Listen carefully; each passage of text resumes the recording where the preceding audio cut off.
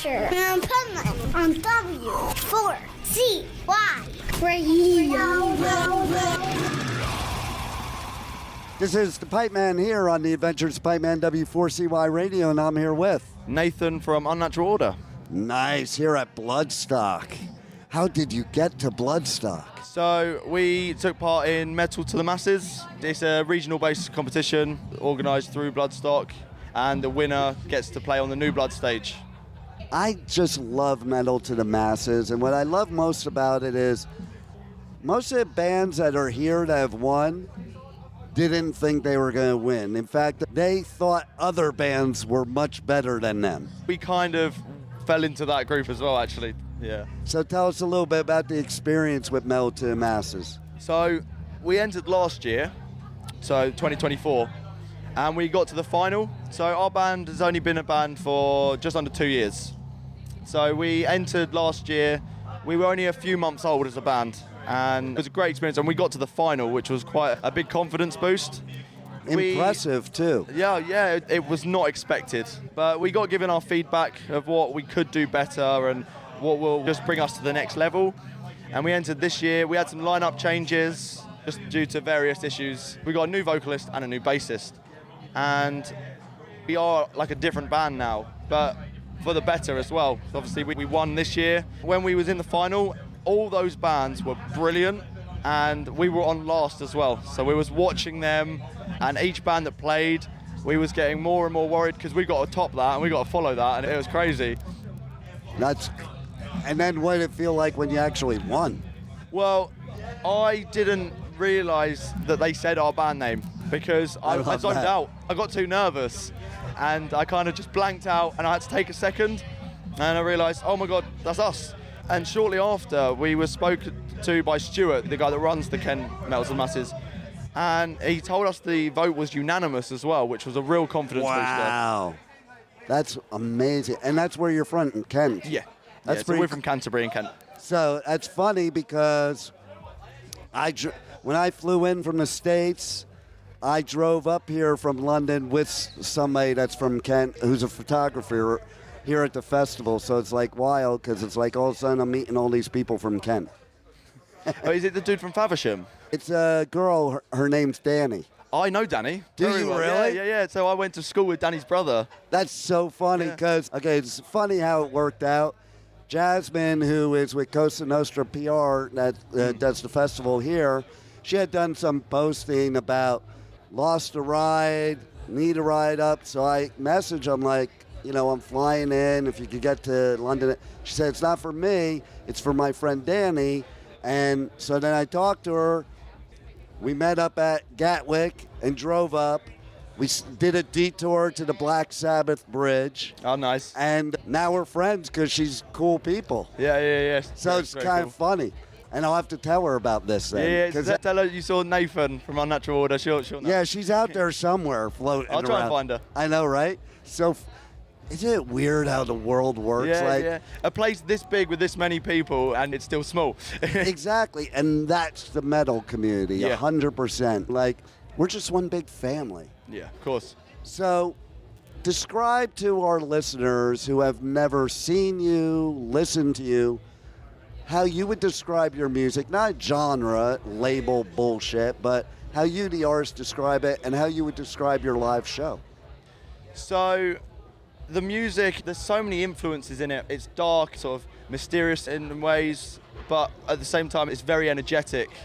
So specifically in our live shows, we use backing tracks and synth players and things. So I know you said not in terms of genre, but I just didn't want to lock it. I mean, there's a few genres that's in it that I can live. So at the heart, there is metalcore, but it's such a broad genre that you can't necessarily know exactly what a band sounds like by them saying metalcore. Yeah. But there is influence in hardcore and industrial and like a lot of like groove. I love that. Almost like tribal in places, but with a lot of energy. See, I love that because nowadays that's the way to be unique, having all kinds of different influences. Yeah. If you're just purely a metalcore band and everybody in the band likes it, then it's like you're all going to sound the same. Yeah. But what you're doing makes you stand out and unique, and that's probably a reason why you won, too. I guess so. And it was unanimous. How yeah, about that? Yeah, I mean, one thing that we do try to do every time is we do try to be as cohesive and as a unit as possible, and I think that definitely stood out to the judges. I think a lot of bands do so nearly there in that competition. Like these bands, like I could have imagined any of those bands playing on that New Blood stage. I think one thing that we do is we're on stage and we look like we should be in a band together, and we look like we're doing it as a group, as opposed to just someone playing guitar, someone playing drums, and at the same time. You need that. Like, that's what makes a band last. I can be out there in the crowd and I can look up and I can tell whether you like each other or don't. Yeah. Number one, you have to look like you like each other. And I just saw an interview with Tony Iommi. He said Ozzy used to come up to him, the crowd didn't see it, and he'd make faces at him during the show, you know, and like just fuck with him. That's what it should be like. You're a family. And then it kind of sucks to travel around in a little van with people you're not wanting to be with. So I love that, and I think that's what makes you here at Bloodstock. Yeah. So tell everybody how they reach out to you on socials, on the web, buy your merch, because they can't listen to my show unless they buy your merch. We're setting up an online merch store, like as we speak. That will be up. The website name, I don't know yet. It will be along the lines of Unnatural Order, but I imagine that's probably already taken from something. So we're on all the socials, on Instagram, Facebook, YouTube. By searching our name will come up. We're on Spotify, Apple Music, and all the other streaming services as well. Nice. What else you got going on? How you going to top Bloodstock? What you got going on after this? That's a very difficult question, isn't it? Right? I mean, all we can really do is just network with everyone and just promote ourselves as much as we can and organise some shows with some of these other New Blood bands. We're in Artist Camping, and there's some main stage bands staying in there as well. So I mean, I've made friends with the guys in Dead Flesh that opened on the Sophie stage. Nice, I talked to them earlier. And so just making friends with all these bands and organising shows around the country as well, because everyone here is from different ends of the country.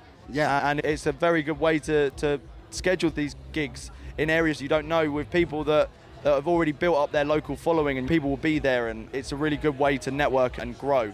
That is a great idea. Like, you could do like a New Blood tour. Yeah, we could get about four bands and just schedule a load of shows around in each of our own areas. Yeah, that'd be pretty totally. Cool. So, what is it that got you into this? Like, that moment where you're like, oh my God, this is what I need to do. I mean, I started playing guitar when I was 14, but that was only really as a hobby. Yeah. I'd been in a band when I was 16. Again, it was just a hobby. I'd learned to play guitar, so I thought, let's do something with that. I actually wanted to be an artist, like fine art. Right. Until I left school and was about to choose my college course. And I spoke to the people in the art department and was about to apply for that. And just as we was going back to the car, I turned around. I was like, there's one more thing I wanted to look at. And I went to the music department and I spoke to one of the music tutors there. And at that moment, I was like, no, this is what I want to do. Just a last-minute change of decision. That's and I've followed it since. I love that story because, like, how many times do people also go to college and they go in with one idea and then they change their major? So, and there must have been something about that person at the music department that hit a light bulb in your head. It was very soft-spoken and had very soft hands when he shook my hand, so I guess that might have helped. But no, it was just, I don't know, music was in the back of my head the entire time, you know, playing guitar, and I don't know, there was just something about it at that moment in time that I realised that I've made my decision, you know? Well, that's cool, and it's badass that you're here at Bloodstock, and thanks for being on the Adventures of Pipeman. That's all right, thank you for having me. My pleasure. Michelle Kerr was my press officer for my entire fucking career here in the UK. My entire career with Machine Head. She recently passed away, and it was a very, very sad day. And I can tell you the reason that I'm going to tell this story is because she was family. She was Bloodstock family. She was heavy metal UK family. Most of the bands that you know and love, you probably heard of because of that woman right there.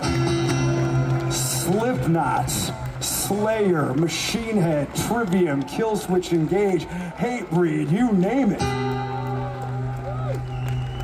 She helped lift everybody up, man. She helped lift everybody up. And in so many ways, she helped make this entire music scene, this incredible, beautiful community that lives here at Bloodstock, man. She helped make it.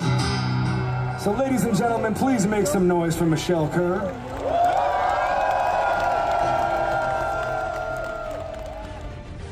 Thank you for listening to the Adventures of Pipeman on W4CY Radio.